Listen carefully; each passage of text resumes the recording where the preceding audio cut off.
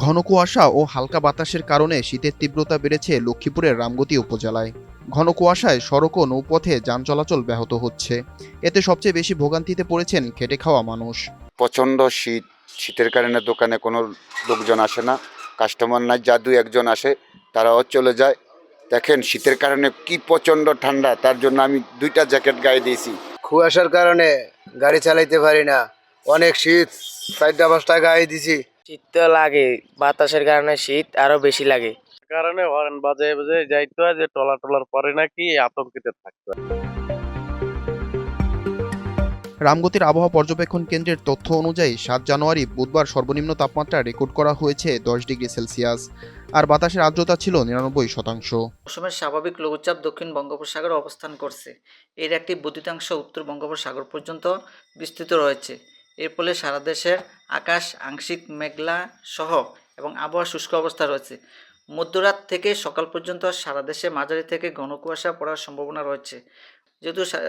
যেহেতু এরকম আবহাওয়া আরও কিছুদিন চলার সম্ভাবনা রয়েছে, যেহেতু কুয়াশা বিরাজ করছে, তাই সব ধরনের যান ও নৌ চলাচলকে বিশেষ সতর্কতা দেখে যেতে বলা হয়েছে। এদিকে শীতজনিত রোগের কারণে রামগতি হাসপাতালগুলোতে রোগীর চাপ বাড়ছে। এতে আক্রান্ত হচ্ছেন শিশু ও বয়স্করা। এই শীতে আমাদের বাচ্চাদের খুবই সমস্যা হয়, আর খেটে খাওয়া মানুষ যারা তারা খুবই সমস্যায় আছে। শীতজনিত রোগ থেকে বাঁচতে গরম খাবার ও পানি পানের পরামর্শ দিলেন উপজেলা স্বাস্থ্য কমপ্লেক্সের আবাসিক কর্মকর্তা। রোগীদের পরামর্শ দিব, বাচ্চাদের এবং বড়দের একটা পরামর্শ যেটা হতে পারে, যেহেতু প্রচণ্ড শীতের মধ্যে হচ্ছে আপনারা